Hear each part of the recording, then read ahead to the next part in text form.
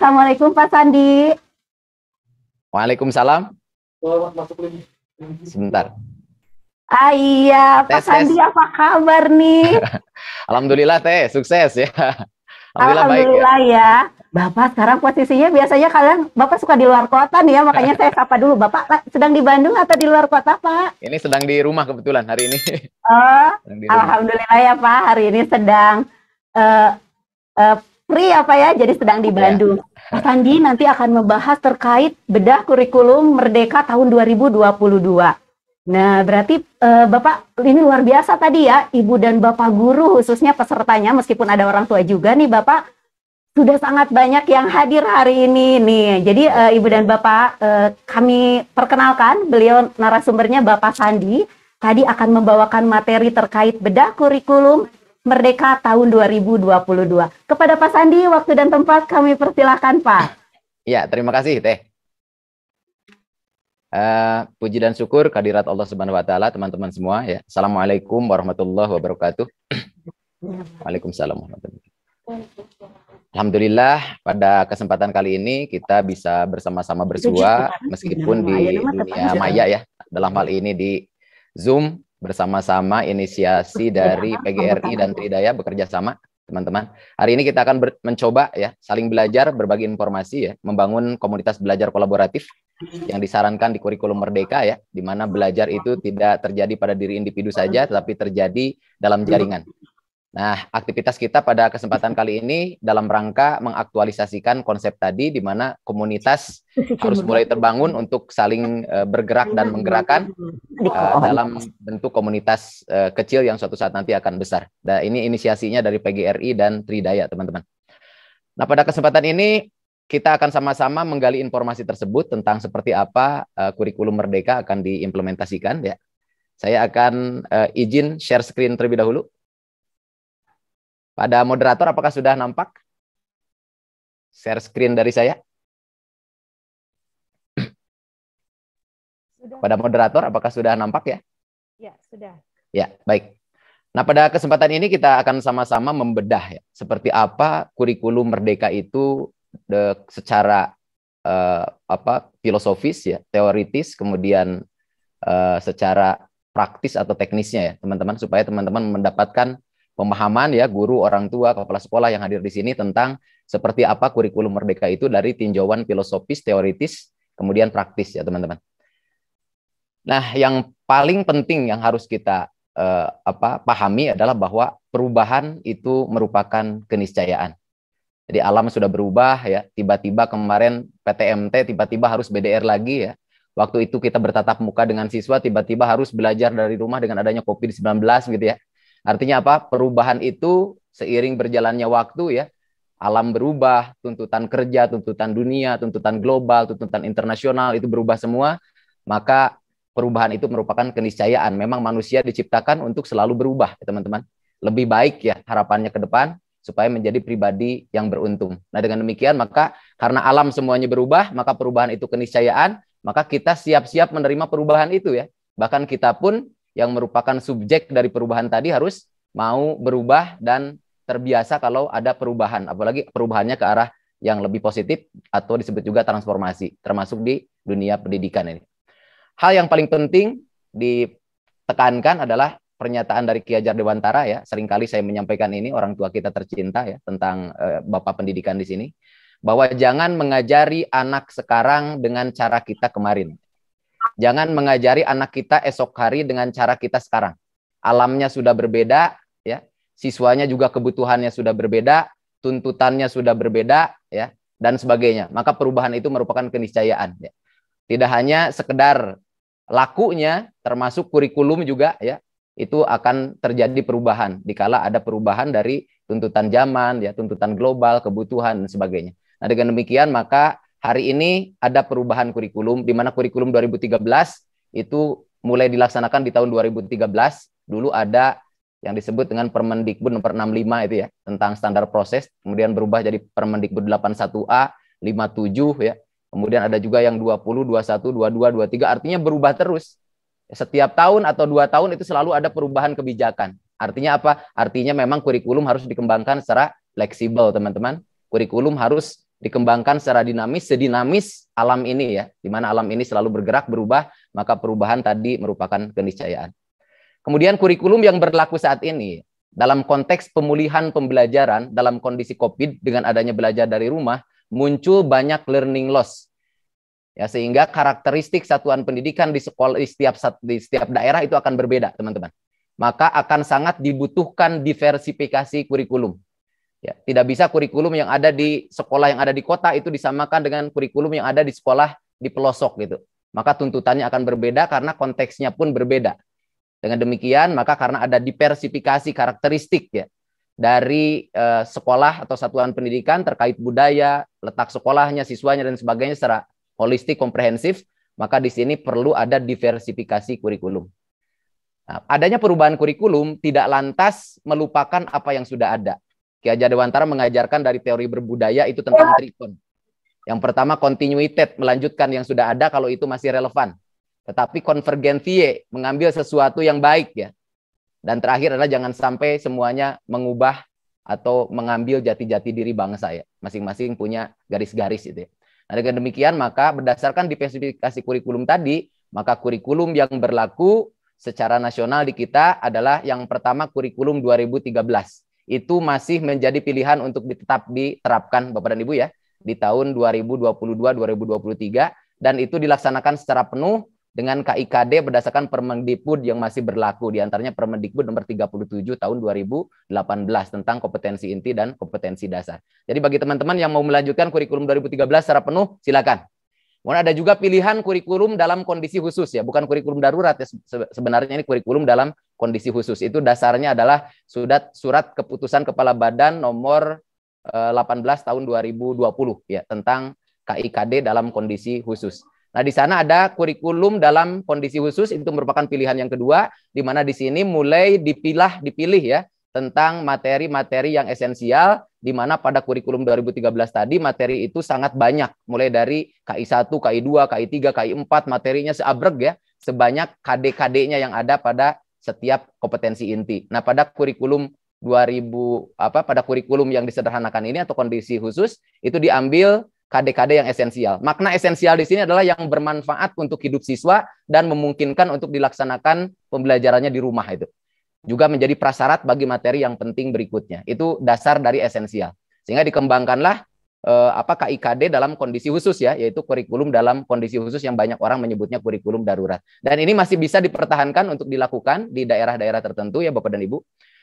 Kemudian ada pilihan yang ketiga yang disebut dengan kurikulum merdeka. Nah, kurikulum merdeka bisa dilaksanakan oleh sekolah yang tidak terdaftar di sekolah penggerak. Sekarang di tahun ajaran tahun 2022-2023, sekolah-sekolah yang non sekolah penggerak pun bisa melaksanakan kurikulum merdeka. Tentunya dengan step by step ya. Tahun pertama, tahun kedua, tahun ketiga itu berjenjang. Tahun pertama itu untuk kelas 1, kelas 4. Tahun kedua kelas 1, 2, 5, 6. Untuk di SD ya. Kemudian tahun ketiga baru 1, 2, 3, 4, 5, 6. Kalau di SMP di kelas 7 dulu, baru kelas 8, baru kelas 9. Di SMA juga begitu, kelas 10, kelas 11, kelas 12. Nah, artinya apa? Pelaksanaan kurikulum merdeka tidak serta-merta seluruh jenjang kelas, tetapi akan per jenjang dan akan dilaksanakan secara berjenjang, mulai dari jenjang kelas awal sampai nanti kelas yang tinggi, begitu ya Bapak dan Ibu, di setiap jenjang pendidikan. Kemudian pilihan untuk kurikulum merdeka ini diterapkan, ya, itu akan ada 3 pilihan. Nah, ini ada kebijakan yang terbaru, yaitu Kepmen Ristek Dikti ya, tahun 56, nomor 56 tahun 2022 ini. Bisa dilihat di sana bahwa setiap satuan pendidikan diberikan kebebasan untuk menerapkan kurikulumnya itu. Boleh kurikulum 2013 atau kurikulum 2013 dalam kondisi khusus atau yang disederhanakan atau kurikulum merdeka, itu tergantung kesiapannya. Nah, kesiapan itu nanti akan disebarkan angket ya. Penciri dari setiap sekolah itu siap melaksanakan kurikulum merdeka atau tidak. Nanti angket itu harus diisi dan dipandu oleh Kemdikbud ya. Dalam hal ini supaya teman-teman bisa melihat kesiapan dirinya untuk melaksanakan kurikulum merdeka ini ya. Dalam hal ini adalah satuan pendidikan. Nah, kemudian ketika mengimplementasikan kurikulum merdeka, tadi sudah disampaikan ini dilaksanakan secara berjenjang. Ya, dulu harus di sekolah penggerak ya. Sekarang sudah di tahun 2022-2023 tahun ajaran itu, maka setiap sekolah boleh memilih kurikulum tadi, diantaranya memilih untuk mempraktekkan kurikulum merdeka dengan pilihan ya. Yang pertama, tetap kurikulumnya yang lama, tetapi esensi-esensi di kurikulum merdeka itu yang diambil dan diterapkan. Itu pilihan pertama itu. Misalkan differentiated learning, proyek penguatan profil pelajar Pancasila, kemudian profil pelajar Pancasila, kemudian penilaian diagnostik, itu karakteristik hal-hal yang esensial dalam kurikulum merdeka itu boleh diterapkan, tapi tetap menerapkan kurikulum 2013. Artinya mengambil prinsip dan esensinya saja itu untuk diterapkan. Itu boleh, itu pilihan pertama ya. Tapi ini tidak disebut sebagai pelaksana kurikulum merdeka.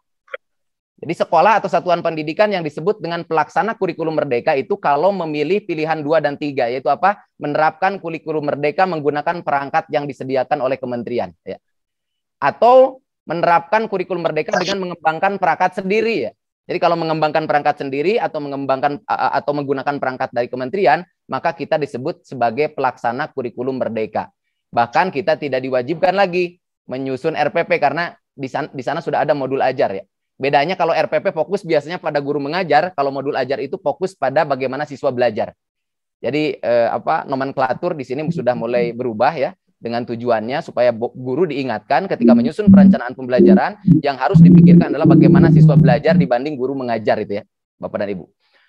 Nah, kemudian dari pilihan ini maka setiap sekolah nanti bisa menetapkan ya berdasarkan angket yang dipandu oleh pemerintah, dalam hal ini Kemdikbud, kira-kira apakah bisa masuk ke pelaksana kurikulum merdeka atau tidak ya. Nah, dengan demikian maka Bapak dan Ibu dengan adanya pilihan-pilihan ini maka Bapak dan Ibu merdeka untuk menerapkannya. Nah, kurikulum merdeka itu dikembangkan itu seminimal mungkin mengubah kurikulum yang sudah ada. Jadi perubahannya diusahakan minimalis gitu ya. Jadi lebih fokus pada hal-hal yang sifatnya esensial, mendalam, urgent, dan penting untuk segera diubah, Bapak dan Ibu ya.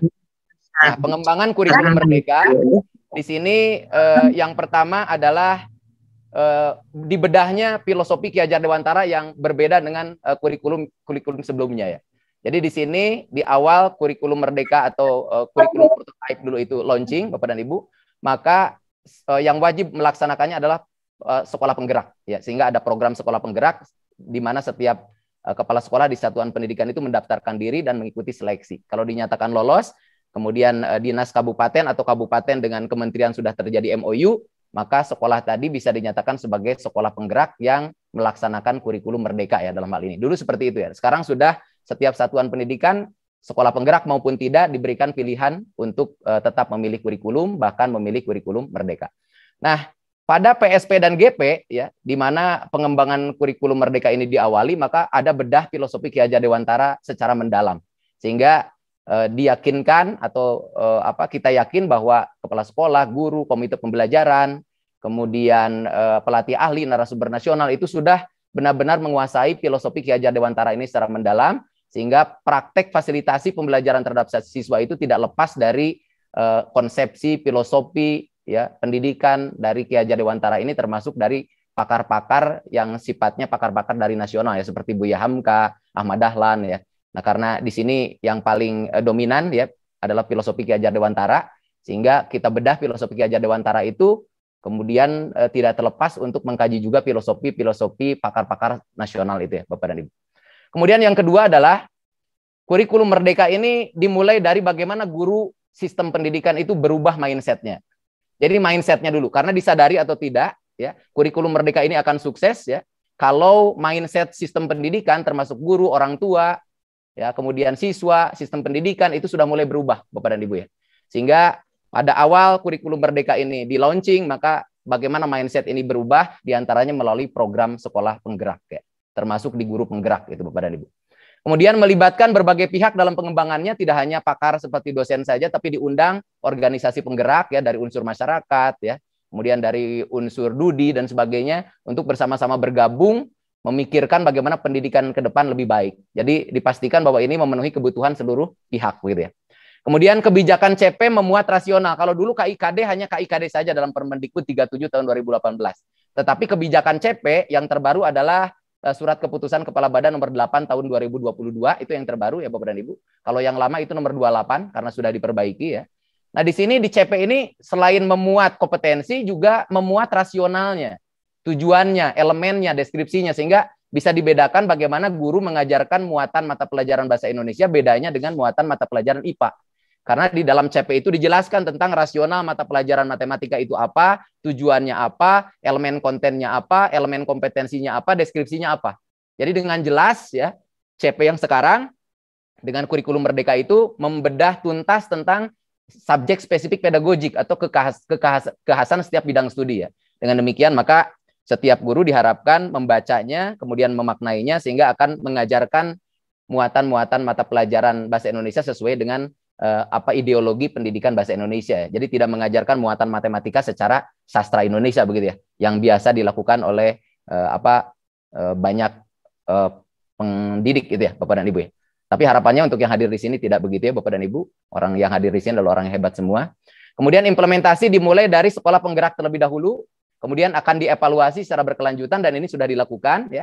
Sampai tiba sekarang di tahun 2022-2023 mulai bisa diikuti oleh non sekolah penggerak. Artinya apa? Artinya benar-benar kurikulum Merdeka ini sudah direncanakan dengan baik ya. Jadi tidak ada uji coba, tetapi sudah implementasi tahap awal. Pada saat implementasi tahap awal ini mulai dievaluasi secara berkelanjutan.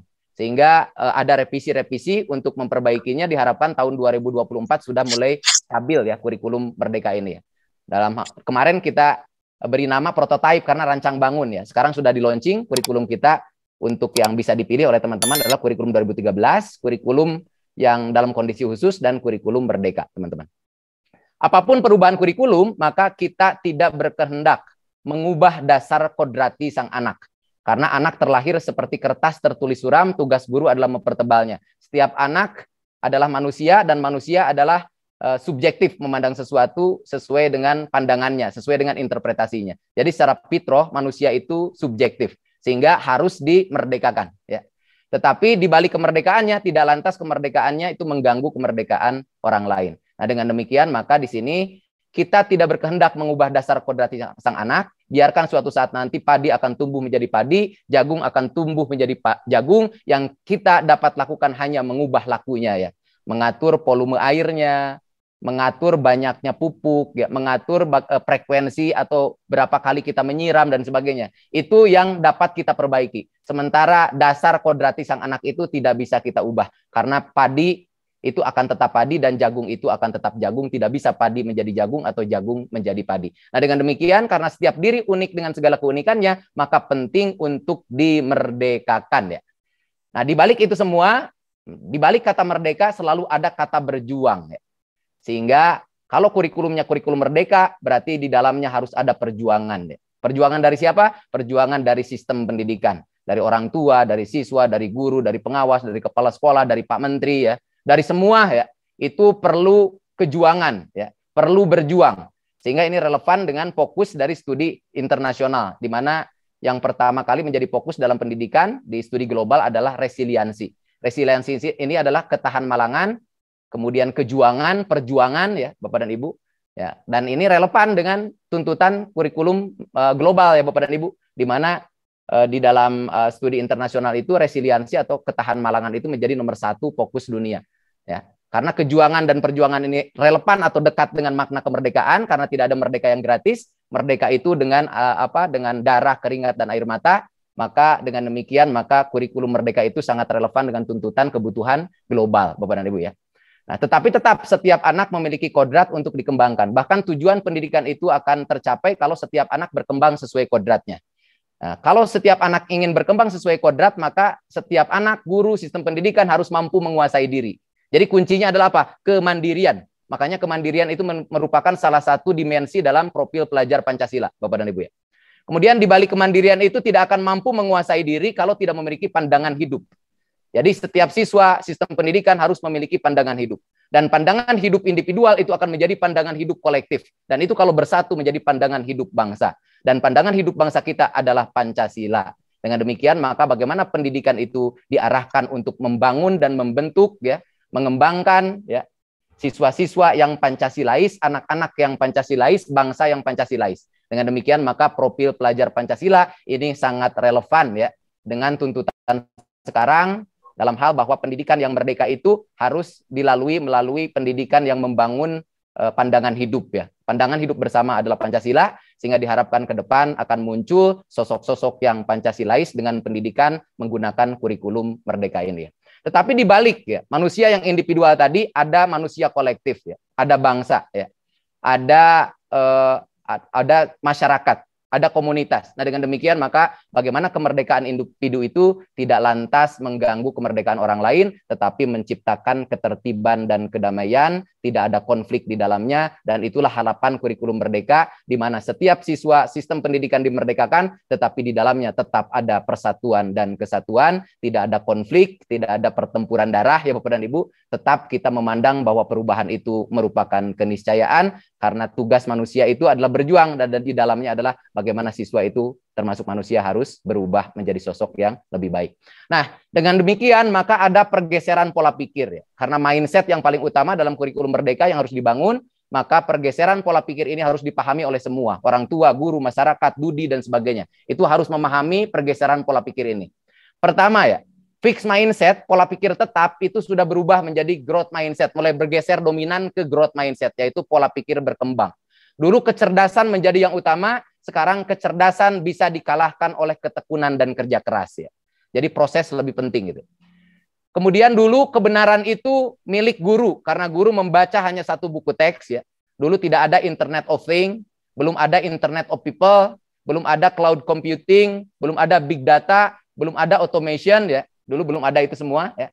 Sekarang sudah ada semua tersedia di dalam internet. Maka dulu kebenaran itu milik guru ya. Sehingga setiap siswa harus diarahkan mengikuti cara guru itu ya. Dulu itu seperti itu, meskipun ada perubahan di kurikulum 2013 ya. Nah sekarang karena semua materi, konsep, teori dan sebagainya, ya, informasi sudah tersedia di dalam internet dan itu bercampur antara hoax, doxa, epistem ya, pengetahuan, informasi yang kebenarannya abu-abu, informasi yang bohong itu nyampur semuanya di dalam internet ya. Sehingga bisa jadi yang asalnya siswa datang ke sekolah tidak membawa apa-apa, sehingga mengikuti cara guru, maka datangnya siswa ke sekolah sekarang itu sudah membawa informasi yang banyak dari multi-source tadi. Sehingga kebenaran tadi karena bercampurnya antara hoax, doxa, dan epistem di dalam internet tadi, yang merupakan sumber belajar utama sekarang, maka kebenaran itu sekarang menjadi ambigu subjektif ya. Artinya apa? Artinya nggak tahu yang benar itu milik siapa. Apakah milik guru, apakah milik siswa ya? Karena siswa datang ke kelas sudah membawa informasi terlebih dahulu ya. Dengan cara belajar dari internet dan sebagainya. Artinya otak sekarang bukan otak satu orang, tetapi sudah word brain, sudah otak dunia ya. Otak dunia ada pada genggaman dan ada pada otak siswa. Nah, dengan demikian maka kebenaran sekarang menjadi ambigu subjektif. Jadi kalau pola pikir lama dengan fixed mindset ya, di mana kebenaran itu milik otoritas guru, maka akan terjadi pertempuran di dalam kelas itu, Bapak dan Ibu, dalam tanda petik ya. Artinya apa? Artinya siswa tidak dimerdekakan. Nah, dengan demikian karena kebenaran sekarang menjadi ambigu subjektif, maka sekarang eranya untuk memerdekakan siswa dengan caranya tugas guru adalah mempersatukan subjektivitas tadi supaya terbangun intersubjektivitas, sehingga kebenaran dari informasi yang sedang dipelajari itu menjadi kebenaran universal yang mendekati kebenaran sejati. Jadi sekali lagi dulu subjektif otoritarian guru, sekarang sudah mengarah pada intersubjektivitas dalam komunitas. Jadi tugas guru melalui kurikulum merdeka di dalam pembelajaran adalah apa? Membangun subjektivitas siswa supaya menjadi intersubjektivitas, sehingga kebenaran itu milik komunitas dan mendekati kebenaran hakiki ya, kebenaran universalnya itu Bapak dan Ibu. Kemudian career skills ya. Sekarang sudah dominan menjadi life skills ya. Karena profesi sekarang sudah mulai luntur satu persatu menghilang ya. Bapak dan Ibu, dulu anak saya bercita-cita menjadi tukang pos begitu, sekarang sudah tidak lagi bercita-cita menjadi tukang pos karena sudah berubah menjadi JNE dan sebagainya. Jadi career skills itu dulu sekarang dominan menjadi life skills. Jadi bagaimana mempersiapkan siswa dalam hal ini adalah pendidikan umum SD, SMP, SMA, yang diajarkan itu adalah life skill atau ilmu tentang bagaimana dia mampu hidup dan berjuang menjalani hidupnya ya. Belajar terjadi dalam individu, sekarang bergeser menjadi di dalam jaringan. Sehingga dalam pembelajaran, termasuk Bapak dan Ibu hadir di sini, itu harus pandai membangun tali silaturahmi, pandai membangun komunitas belajar kolaboratif, pandai membangun komunitas dan belajar di dalam komunitas. Sekarang hidup sendiri kita tidak akan bisa Bapak dan Ibu. Karena kita eranya sekarang adalah eranya community learning ya. Sehingga perlu ada link and match sekolah dan masyarakat. Jadi sekolah tidak lagi mengajarkan hal-hal yang sifatnya materialistis untuk kepentingan siswa saja. tetapi bagaimana caranya siswa diajak ya, dengan adanya pendidikan itu semakin mendekatkan dia kepada masyarakatnya. Selama ini pendidikan yang dibangun adalah pendidikan yang menjauhkan dari masyarakatnya ya. Semakin tinggi tingkat pendidikan, semakin hening di tengah keramaian. Semakin tinggi tingkat pendidikan, semakin lupa pada masyarakatnya. Nah, bagaimana caranya membangun kurikulum pendidikan ini dengan cara siswa itu didekatkan dengan masyarakatnya kembali, sehingga suatu saat ada kecintaan terhadap bangsanya, ada kecintaan terhadap masyarakatnya. Nah, di kurikulum Merdeka ada yang disebut dengan proyek penguatan profil pelajar Pancasila. Itu untuk pembelajaran yang sifatnya kokurikuler. Jadi ada intrakurikuler yang fokusnya pada CP atau capaian pembelajaran. Ya, dulu KIKD Bapak dan Ibu ya, kompetensi inti, kompetensi dasar, sekarang sudah berubah menjadi capaian pembelajaran. Kenapa begitu Bapak dan Ibu? Kalau kompetensi dasar di dalam Permendikbud nomor 23 dan 24 tahun 2016 itu merupakan kemampuan minimal. Jadi kalau ada kata minimal itu menjadi diwajibkan harus. Nah, kalau harus ini ciri-ciri siswa tidak dimerdekakan. Nah, kalau dengan kata capaian maka fokusnya bukan ke materi. Kalau capaian pembelajaran itu fokusnya ke siswa. Siswa bisa mana, bisa apa, sesuai dengan cara dan kemampuannya termasuk waktunya yang berbeda-beda, itulah kemampuan siswa. Jadi nomenklaturnya menjadi capaian pembelajaran, Bapak dan Ibu. Nah, dengan capaian pembelajaran yang sekarang ini, bagaimana ada intrakurikuler ya, termasuk pembelajarannya ada kokurikuler, tapi fokusnya bukan ke CP, tetapi ke profil pelajar Pancasila. Sehingga melalui penguatan proyek ini, Bapak dan Ibu diharapkan siswa-siswa semakin dekat dengan bangsanya, semakin dekat dengan masyarakatnya, sadar dan memiliki caring untuk memecahkan masalah di masyarakat, termasuk memecahkan masalah bangsanya. Bapak dan Ibu, seringkali saya menyampaikan tentang level pengetahuan. Yang pertama adalah etik, di mana Bapak dan Ibu menyampaikan materi hanya sekedar siswa tahu dan paham. Yang kedua ada values, siswa dibawa merasakan. Dan yang terakhir tingkat tertinggi adalah wisdom, di mana setiap siswa dalam pendidikan itu diajak untuk memecahkan masalahnya, termasuk memecahkan masalah di dalam masyarakat itu. Nah, dengan demikian, adanya proyek penguatan profil pelajar Pancasila itu adalah upaya untuk mendekatkan anak itu kepada masyarakatnya, mendekatkan kepada bangsanya, sehingga ada caring ya terhadap bangsanya untuk memecahkan masalah tadi. Sehingga level pendidikan untuk kurikulum Merdeka ini diharapkan sampai pada level wisdom, yaitu apa? Problem solving, memecahkan masalah yang terjadi di lingkungan masyarakat. Dan pemecahan masalahnya beda dengan kurikulum 2013. Kalau di kurikulum 2013, proyek yang ada, PJBL, itu adalah proyek yang mana diwajibkan kepada siswa. Jadi bukan proyek bersama. Nah, di dalam kurikulum Merdeka, adanya proyek penguatan profil pelajar Pancasila, itu merupakan proyek bersama. Bukan hanya proyek siswa, tetapi proyek guru, orang tua, masyarakat, untuk memecahkan masalah masyarakatnya. Sehingga di sini ada sinergitas, ada kerjasama, ada kolaboratif, ada komunitas. Untuk apa? Untuk memecahkan masalah kita semua. Dengan demikian, maka diharapkan muncul caring dari siswa suatu saat nanti terhadap terhadap bangsanya tadi untuk memecahkan masalahnya itu, Bapak dan Ibu. Nah, jadi disadari atau tidak ya, hal-hal yang tadi disampaikan adanya proyek penguatan profil pelajar Pancasila itu relevan untuk mendekatkan siswa terhadap bangsanya, mendekatkan siswa kepada masyarakatnya, sehingga penting sekali muncul proyek penguatan profil pelajar Pancasila. Nah, profil pelajar Pancasila ini sebagai apa? Sebagai pandangan hidup ya. Karena menurut Ki Hajar Dewantara tidak akan bisa ya siswa itu berkembang sesuai kodrat kalau siswa tidak diberikan kesempatan untuk menguasai dirinya. Tidak menguasai diri ini tidak akan terjadi ya. Menguasai diri ini tidak akan terjadi kalau siswa tidak memiliki pandangan hidup. Dan pandangan hidup bersama ini Pancasila ya. Nah, dengan demikian maka profil pelajar Pancasila, proyek penguatan profil pelajar Pancasila itu merupakan hal-hal yang dominan di dalam kurikulum Merdeka dan esensial ya. Dan sangat hebat filosofisnya dan relevan dengan filsafat pendidikan Ki Hajar Dewantara, Bapak dan Ibu. Kemudian kompetensi minimal yang dulu digunakan yaitu KD ya. Yang kalau minimal berarti mewajibkan, berarti tidak memerdekakan, fokusnya ke materi. Sementara capaian pembelajaran akan fokus ke siswa sebagai subjek, di mana setiap siswa yang unik dengan segala keunikannya harus dimerdekakan, dan siswa setiap dirinya akan berbeda cara belajar dan waktu untuk belajarnya. Ada A yang bisa membaca di kelas 1, ada yang B bisa membacanya di kelas 2. Artinya apa? Artinya itulah capaian pembelajaran setiap siswa yang unik dan merdeka ya. Tugas guru bukan hanya bukan memberikan angka, tetapi memberikan yang terbaik bagi siswa sehingga setiap siswa bisa berkembang sesuai kodratnya tadi. Kemudian keharusan untuk bisa ya dalam kompetensi minimal yaitu KD sekarang sudah berubah menjadi keharusan untuk mau bisa. Jadi fokusnya bukan bisanya, tetapi mau bisanya atau berjuangnya. Kalau ada kompetensi minimal, di sana ada kata keharusan. Sementara kalau capaian pembelajaran itu adalah perjuangan untuk mencapainya, kemauan untuk bisa. Jadi ada pergeseran pola pikir dari kurikulum yang lama ke kurikulum yang baru. Itu secara mindset Bapak dan Ibu ya. Jadi keharusan untuk bisa itu sudah mulai bergeser menjadi keharusan untuk berjuang mau bisa gitu ya. Dulu kegagalan merupakan keterbatasan. Ketika siswa tidak mencapai KKM, maka dengan demikian maka siswa tersebut dikatakan tidak mencapai kriteria minimal tadi. Maka sekarang sudah mulai bergeser, kegagalan itu merupakan peluang untuk menjadi sukses ya.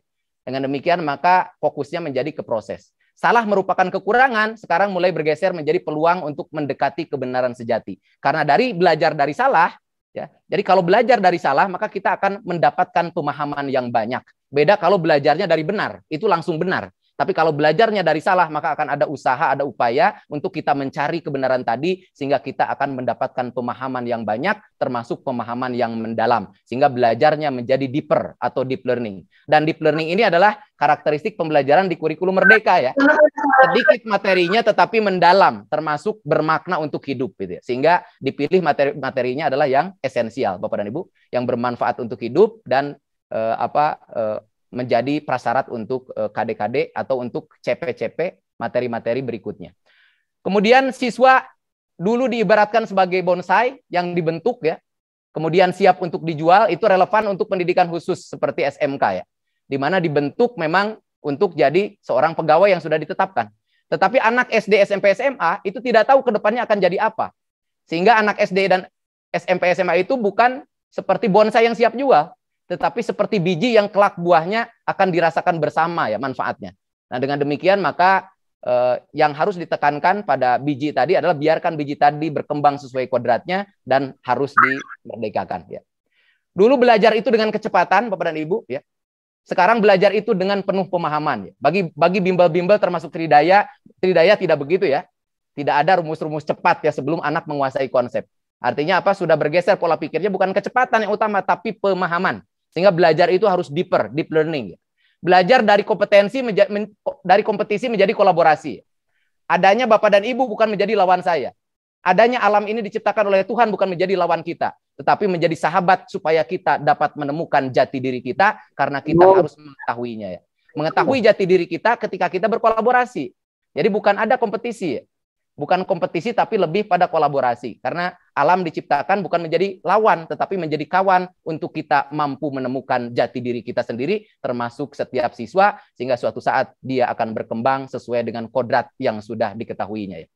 Kemudian belajar berorientasi hasil berubah menjadi berorientasi pada proses. Ya. Karena tugas siswa berjuang dalam hidupnya. Belajar dari perintah menjadi ajakan. Kalau perintah biasanya dengan telunjuk. Kalau dengan telunjuk berarti ciri siswa jauh. Karena memang guru itu mengajar banyaknya dekat dengan bor, dengan papan tulis. Dan di bor itu ada materi. Kalau guru dekat dengan materi, yang nampak besar adalah materinya. Setiap siswa nampak kecil dalam pandangannya. Ya. Padahal setiap siswa dalam kurikulum Merdeka besar dengan segala keunggulannya. Berarti dalam kurikulum Merdeka ini, guru itu bukan dekat dengan papan tulis, tetapi dekat dengan siswa. Jadi kalau kurikulum Merdeka ini diterapkan, maka kepala sekolah dalam supervisi akademik akan kesulitan mencari guru. Kenapa? Karena gurunya tidak ada lagi di depan kelas, tetapi gurunya sudah berbaur dengan siswa, kadang-kadang ada di bawah kolong meja ya. Untuk apa? Untuk istilahnya menggunting kuku kaki dari siswa ya, bukti kasih sayang. Karena dasar pendidikan adalah welas asih. Nah dengan demikian maka dari kurikulum Merdeka ini ya, guru harus dekat dengan siswa supaya nampak siswa besar. Ya. Dan guru harus berhamba kepada sang anak. Karena berhamba itu selalu di bawah. Kalau kita di bawah, maka setiap anak akan nampak tinggi. Seperti kita sedang bersujud, dalam sujud kita di mana kaki kita sejajar dengan kepala, kita mengucapkan Subhana Rabbiyal A'la. Kenapa? Karena Tuhan tinggi, nampak ketinggiannya ketika kita merendah. Ya. Dan siswa akan nampak besar ketika kita mendekat. Siswa akan nampak tinggi ketika kita merendah. Jadi berhamba kepada sang anak dalam filosofi Ki Hajar Dewantara itu supaya apa? Supaya setiap diri dimerdekakan dengan segala keunikan dan keunggulan masing-masing. Baik itu kebesaran maupun ketinggiannya, teman-teman. Belajar dari harus benar menjadi salah merupakan hal yang wajar dalam belajar. Karena dari kesalahan, siswa akan memahami banyak hal. Gagal karena tidak bisa menjadi gagal karena belum bisa. Tapi itu bukan kegagalan, tetapi peluang untuk menuju sukses. Ya. Belajar dari harus bisa menjadi harus berani mencoba. Ya. Siswa lain sebagai lawan kompetitor menjadi kawan sebagai kolaborator. modalitas belajar bukan lagi dasar yang dominan, ya, kecerdasan, tes IQ bukan, tetapi ajar, yaitu apa, laku, termasuk kekuatan siswa untuk berjuang, resiliensi itu lebih utama di dalam growth mindset dibanding dasarnya, Bapak dan Ibu. Belajar jauh dari siswa menjadi harus dekat, ya. Belajar dari guru di atas berhamba, itu filosofi Ki Hajar Dewantara, ya. Belajar dari student brand menjadi word brand, ya, sehingga setiap siswa diberikan kesempatan untuk menyampaikan informasinya, sehingga dalam pembelajaran tidak dimulai dari guru, ya, di awal pembelajaran, tapi akan dimulai dari siswa. Kenapa? Karena dunia sudah ada dalam benak siswa, sehingga pembelajaran akan dimulai dari siswa terlebih dahulu, bukan dari guru, Bapak dan Ibu. Belajar dari guru sebagai sumber belajar utama menjadi multisumber. Siapapun menjadi sumber belajar, termasuk siswa yang ada di kelas itu menjadi sumber belajar bagi guru yang sedang belajar di dalam kelas, ya. Jadi guru pun sedang jadi siswa di dalam kelas, ya. Karena setiap diri adalah siswa, setiap tempat adalah tempatnya untuk belajar, setiap waktu adalah waktunya untuk belajar, dan setiap diri adalah siswa yang sedang belajar. Kemudian belajar dari transfer of knowledge sekarang sudah mulai bergeser. Karena transfer of knowledge sudah bisa dicari secara mandiri oleh siswa melalui Google dan sebagainya. Sekarang eranya transfer of learning, sehingga bukan lagi surface learning, tetapi harus deeper learning, ya. Dulu ketika saya belajar, guru mengajarkan bahwa ciri dari gajah itu memiliki telinga lebar. Esok harinya saya ingin bertanya kenapa telinga gajah lebar, maka nunggu esok hari sekolah. Karena guru menjadi kebenaran yang utama, ya. Subjektif otoriter, ya. Nah sekarang ketika saya ingin bertanya tentang mengapa telinga gajah itu lebar, ya, maka saya bisa mencari di internet, ya, kemudian dicari lagi kenapa lebar, kemudian mengapa sampai beberapa kali mengapa itu saya cari sendiri di dalam di dalam internet. Nah dengan demikian maka belajarnya bisa menjadi deeper, ya. Ya, bukan lagi surface. Sehingga eranya sekarang adalah belajar itu untuk HOTS, ya, higher order thinking skill, ya.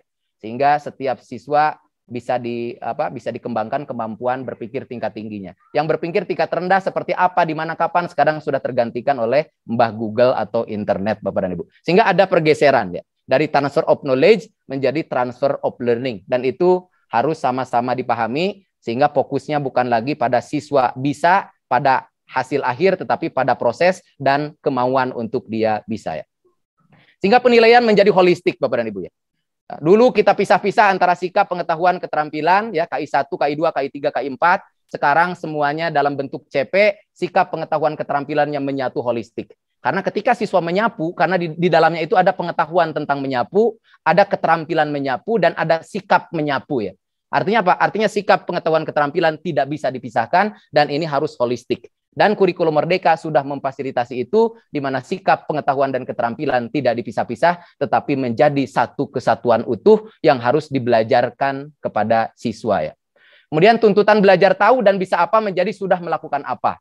Belajar untuk diuji menjadi untuk dibiasakan. Bukan ujian, tetapi proses perbaikan pembelajaran, ya.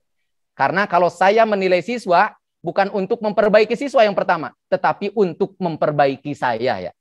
Sehingga dengan demikian penilaian itu dilakukan untuk memperbaiki setiap diri, ya. Kepala sekolah menilai gurunya bukan untuk memperbaiki guru, ya, yang utama, tetapi untuk memperbaiki kepala sekolahnya sendiri. Sehingga suatu saat nanti akan muncul introspeksi, refleksi diri, kesadaran, karena pendidikan adalah upaya sadar, dasarnya kesadaran, Bapak dan Ibu. Dan kesadaran itu adanya ketika diri kita mampu melihat diri kita, mampu melihat jati diri kita. Nah dengan demikian maka menilai siswa bukan menilai dirinya, tetapi menilai diri kita sendiri, ya. Dengan demikian maka bukan formatif dan sumatif yang dominan, tetapi diagnostik, ya. Di mana dalam diagnostik ada praktek untuk melihat kelemahan siswa, kemudian ada refleksi kritis untuk melihat diri kita, apa yang sudah kita berikan sehingga siswa mendapatkan hambatan dalam belajarnya.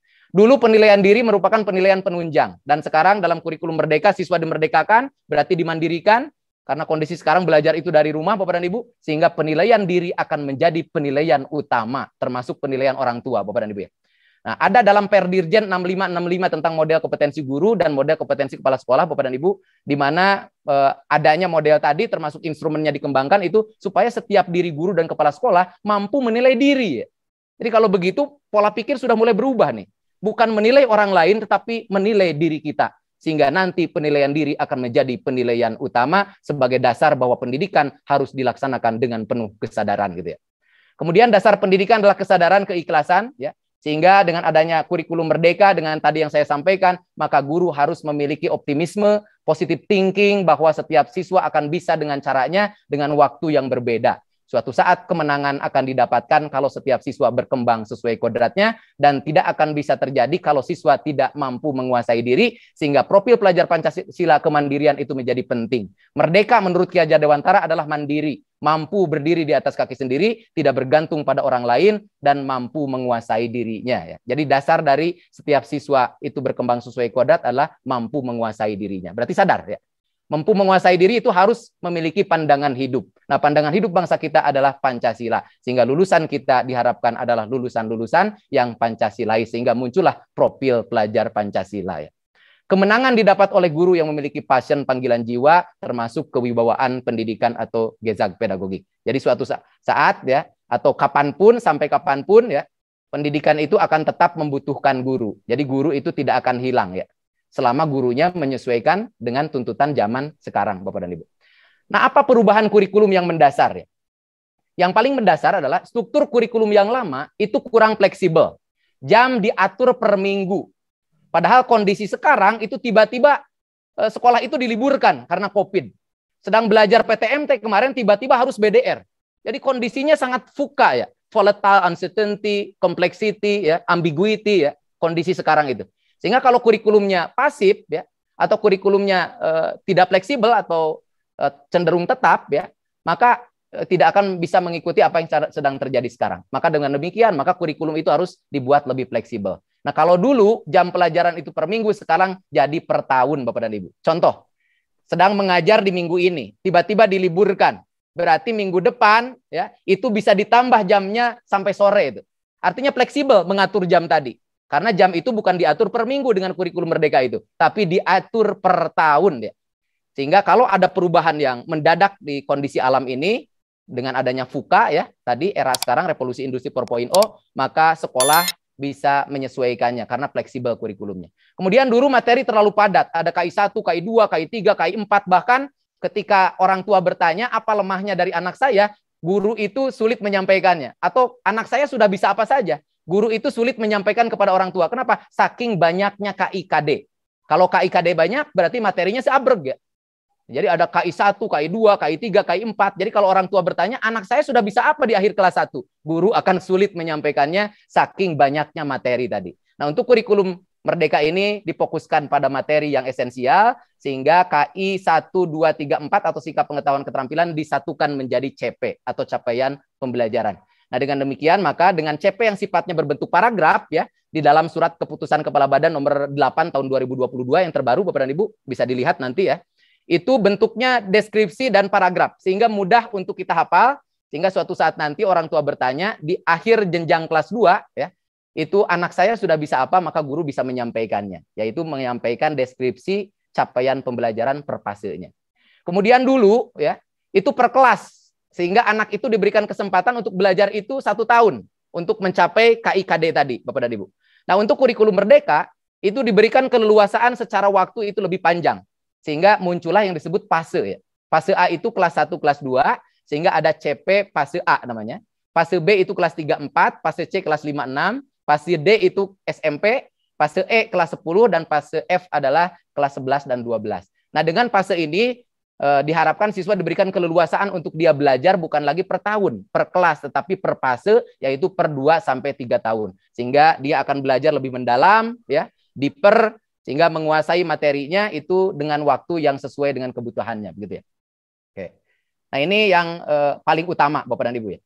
Kemudian inilah kebijakan-kebijakan terbaru bagi teman-teman sekolah yang mau menerapkan kurikulum Merdeka ya. Ini yang terbaru sekali Bapak Ibu. Yang pertama Permendikbudristek nomor 5 tahun 2022 tentang standar kompetensi lulusan gitu.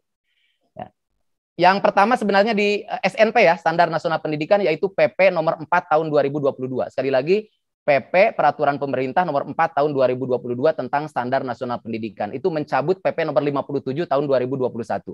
Kemudian muncul lagi Permendikbudristek nomor 5 tahun 2022 baru-baru ini tentang SKL. Kemudian Permendikbudristek tentang standar isi nomor 7. Kemudian Kepmen nomor 56 tahun 2022 di sini tentang pedoman penerapan kurikulum dalam rangka pemulihan pembelajaran. Di sana ditetapkan sekolah bisa menerapkan kurikulum 2013, kurikulum dalam kondisi khusus ataupun kurikulum merdeka. Termasuk bisa memilih penerapan kurikulum merdekanya itu tidak mengubah kurikulum 2013, tapi melaksanakan prinsip-prinsipnya saja, atau yang kedua menerapkan semua perangkat yang dikembangkan oleh pemerintah, atau yang ketiga dengan mengembangkannya sendiri. Nah, yang kedua dan ketiga itu disebut sebagai pelaksana kurikulum merdeka. Dan nanti ditetapkan sesuai istilahnya sesuai dengan kesiapan. Nanti akan disebar angket, dipandu dengan angket tadi Bapak dan Ibu ya, menunjukkan bahwa sekolah ini siap atau tidak untuk melaksanakan kurikulum merdeka. Kemudian ada surat keputusan Kepala Badan nomor 8 tahun 2022 itu mencabut Kepala Badan nomor 28 tahun 2021 tentang CP ya. Jadi ada yang baru nih. Termasuk keputusan Kepala BSKP ya tentang elemen profil pelajar Pancasila. Jadi ada dimensi, ada elemen, ada subelemen. Guru dalam kurikulum merdeka penting memahami tentang dimensi profil pelajar Pancasila termasuk elemen dan subelemennya. Nah, di dalam keputusan Kepala BSKP nomor 9 2022 itu sudah dijelaskan secara rinci. Dimensinya apa, elemennya apa, subelemennya apa, bahkan per fase. Fase A tentang berpikir kritis harus bisa apa? Fase B tentang berpikir kritis itu harus capaiannya apa? Fase D capaian siswa yang diharapkan apa? Jadi bahasanya diharapkan bukan diharuskan ya. Nah, dengan demikian maka Bapak dan Ibu, karena profil pelajar Pancasila ini sangat penting terkait dengan proyek penguatan profil pelajar Pancasila atau terkait dengan kokurikuler, maka bagi guru yang menerapkan kurikulum merdeka ya, pelaksanaan pembelajaran kokurikuler dengan proyek ini fokus ke profil pelajar Pancasila dan harus menguasai tentang dimensi elemen subelemen termasuk perkembangan kompetensi siswa dari subelemennya per fase itu. Dan itu ada di keputusan Kepala BSKAP itu, Bapak dan Ibu. Nah, kemudian seperti apa kurikulum merdeka? Yang pertama, berbasis kompetensi. Kalau dulu dipisah-pisah antara sikap pengetahuan keterampilan, sekarang sudah mulai holistik ya. Satu CP berarti semua harus ada dan itu murni dipikirkan oleh guru secara merdeka. Jadi contoh kalau ada siswa sedang menyapu, maka pengetahuan menyapunya apa, keterampilan menyapunya apa, kemudian sikap dalam menyapu itu harus apa. Jadi terintegrasi Bapak dan Ibu, tidak terpisah-pisah. Pembelajarannya fleksibel, bukan lagi per tahun, tetapi per fase, di mana satu fase itu di antara 2 sampai 3 tahun sehingga memberikan keleluasaan untuk setiap siswa itu berkembang dan belajar sesuai dengan perkembangannya atau teaching at the right level ya. Kemudian muatan dan konten dikurangi sehingga fokus pada materi yang esensial. Kemudian sinergi antara kegiatan rutin sehari-hari di sekolah melalui intrakurikuler dan kokurikuler melalui proyek yang fokusnya pada profil pelajar Pancasila supaya siswa memiliki pandangan hidup ya. Dalam hal ini adalah pandangan hidup bersama atau kolektif. Kemudian pemerintah menetapkan struktur kurikulum di sini Bapak dan Ibu ya untuk memandu, dan kurikulum dilaksanakan dengan penuh kemerdekaan. Setiap guru bebas mengembangkan ATP, modul ajar ya. ATP itu adalah silabus Bapak dan Ibu ya. ATP itu alur tujuan pembelajaran, itu namanya silabus kalau dulu. Kemudian RPP itu sekarang jadi modul ajar gitu ya. Dan ATP dan modul ajar itu dikembangkan oleh guru secara otonom atau bebas ya. Jadi dipastikan dengan kurikulum merdeka satu kelas dengan kelas yang lainnya bisa berbeda. Kenapa? Karena karakteristik siswanya berbeda. Sehingga bisa jadi jadwalnya berbeda, kurikulumnya berbeda, capaiannya juga akan berbeda sampai di mana gitu ya. Jadi antara satu kelas dengan kelas yang lainnya akan berbeda. Begitu juga antara satu sekolah dengan sekolah yang lainnya akan berbeda ya. Meskipun satuan pendidikan diberikan kebebasan untuk menggunakan apa yang sudah disediakan oleh pemerintah ya Bapak dan Ibu. Kemudian sederhana, perubahannya seminimal mungkin dari kurikulum 2013, tetapi perubahannya lebih mendasar, lebih filosofis, ke arah mindset ya, termasuk beberapa hal yang sifatnya ke arah teknis, tapi itu secara teoritis konseptual jelas rasionalnya.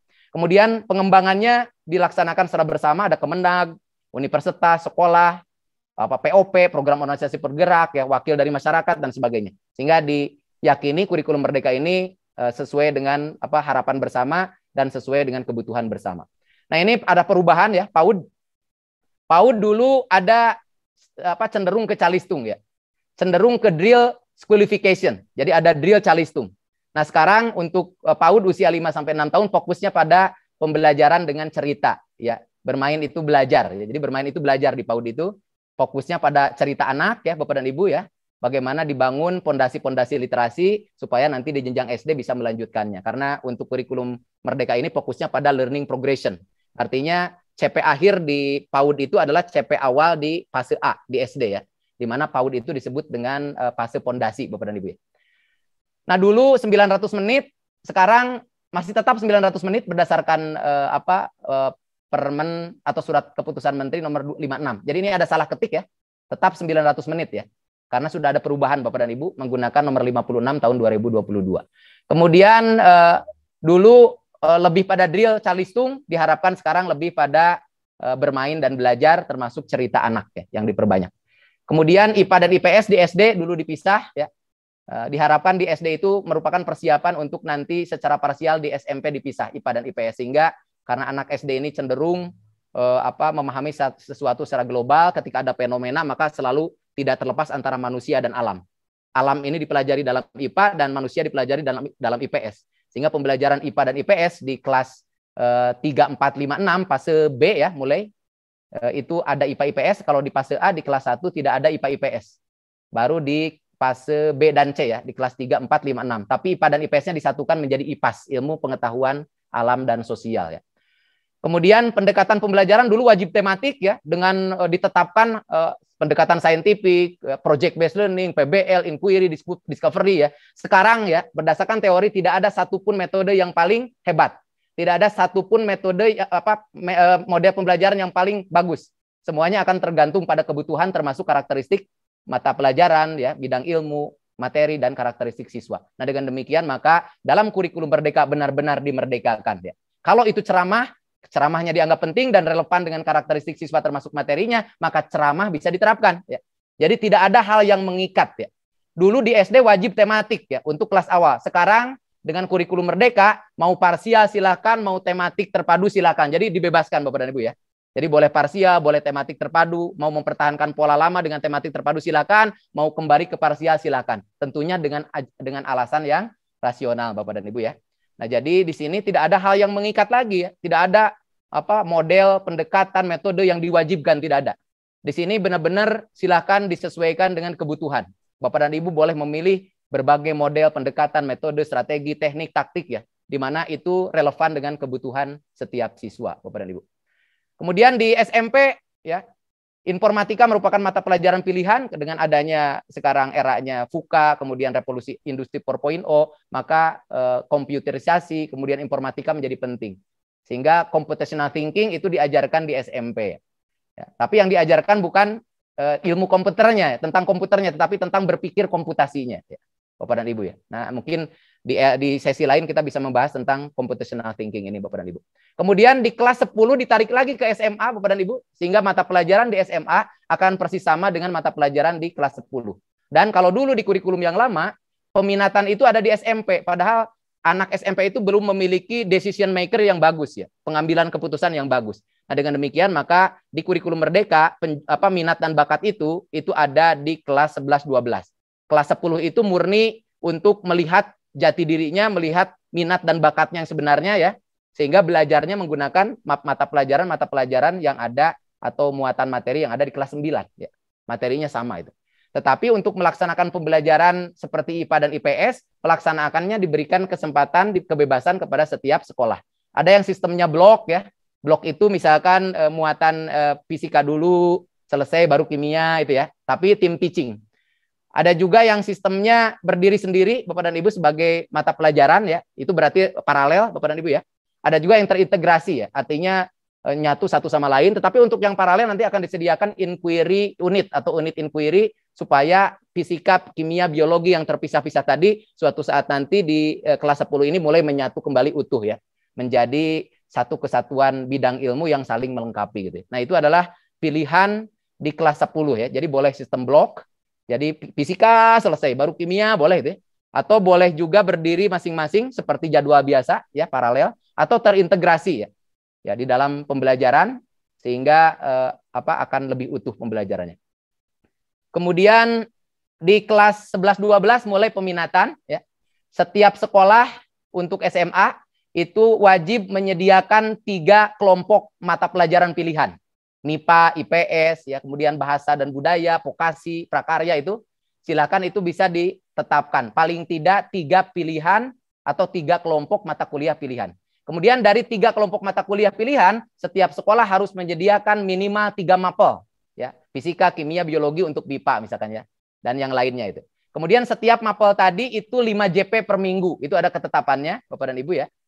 Kemudian setelah itu setiap siswa diwajibkan untuk memilih paling tidak dua kelompok mata pelajaran pilihan. Kalau dulu siswa IPA memilih IPA saja, sehingga suatu saat nanti jadi saintis saja.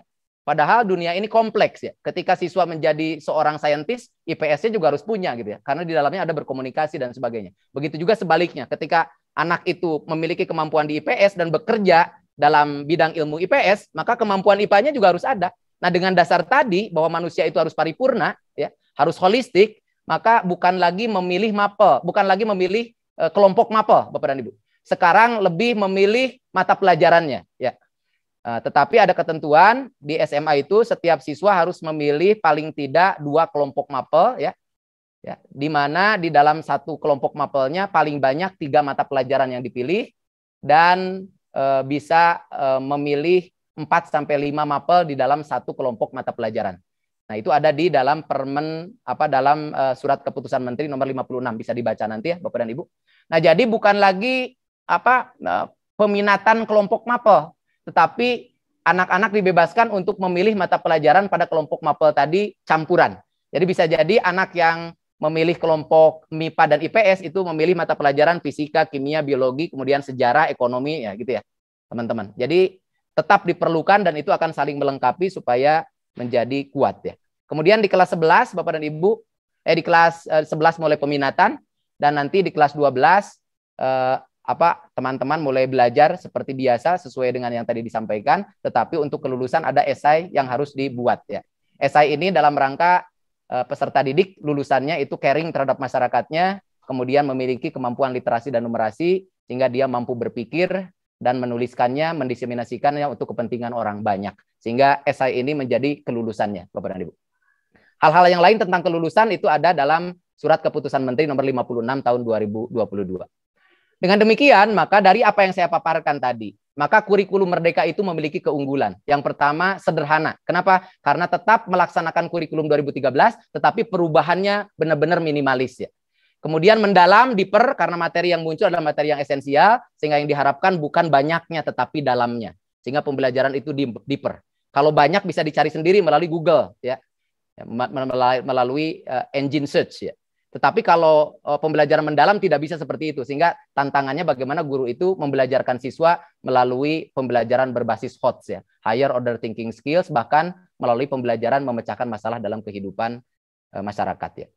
Belajar akan menjadi lebih mendalam, bermakna dan tidak terburu-buru karena bukan per tahun tapi per fase ya.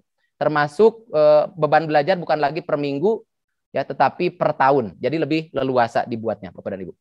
Kemudian keunggulannya lebih merdeka ya, di mana anak-anak memilih mata pelajaran ketika dia waktunya untuk dia memilih ya. Artinya memiliki decision maker yang bagus. Kalau di SMP masih belum punya decision maker yang bagus karena belum mengalami jenjang SMA. Sehingga di jenjang SMA kelas 10 meskipun mata pelajarannya sama dengan kelas 9, anak tadi dibiasakan untuk terbiasa mendapatkan seperti apa jenjang SMA itu, bahkan dia sudah mampu menemukan jati dirinya untuk dia memilih peminatan tadi sesuai dengan minat dan bakatnya ya. Kemudian guru mengajar sesuai dengan tahap capaian perkembangan sehingga KD berubah menjadi KKTP ya. Yaitu kriteria ketercapaian tujuan pembelajaran, karena nanti istilahnya bukan KKM. Kenapa KKM hilang? Karena tidak ada KD. KD itu kemampuan minimal.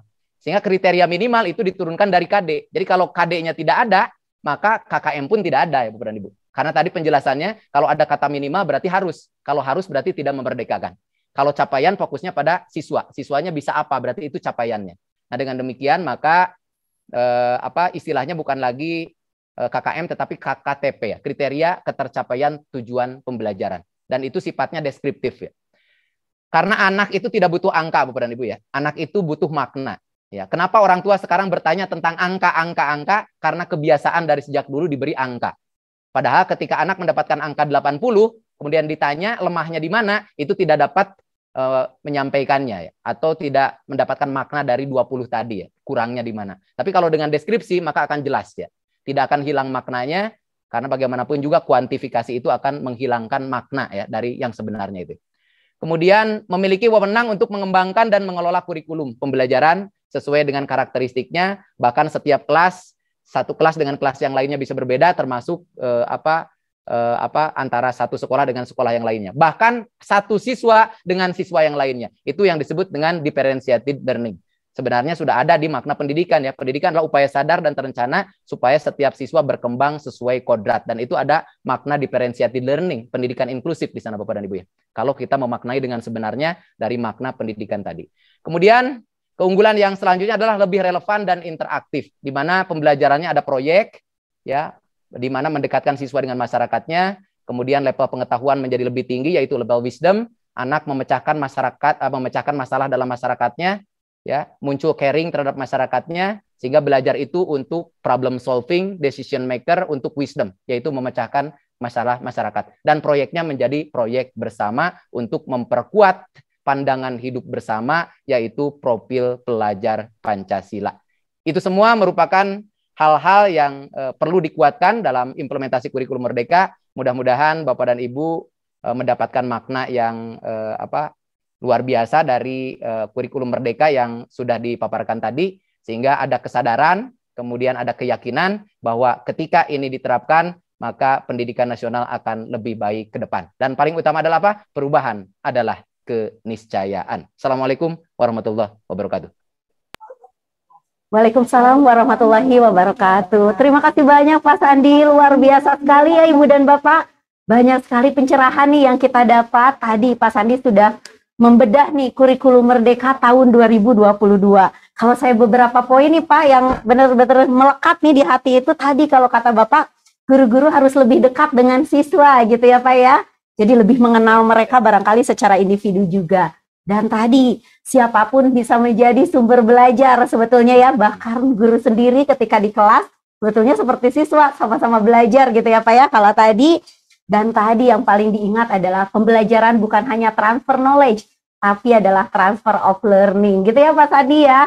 Wah, terima kasih banyak Bapak. Tapi Pak Sandi masih tetap bergabung nih, karena nanti setelah sesi 2 paparan dari Ibu Anissa, kita akan masuk ke sesi tanya jawab ya Pak Sandi. Dan terima kasih banyak nih buat Ibu dan Bapak, sudah banyak sekali pertanyaan yang ada di kolom chat. Luar biasa nih Pak Sandi ya. Hari ini memang pesertanya keren-keren ya, semangat sekali. Lebih dari 1.300 peserta ya yang sudah join hari ini dengan tetap bersemangat gitu ya. Sekali lagi terima kasih banyak Pak Sandi untuk paparannya. Kita akan nanti bersama kembali di sesi tanya jawab setelah sesi kedua paparan.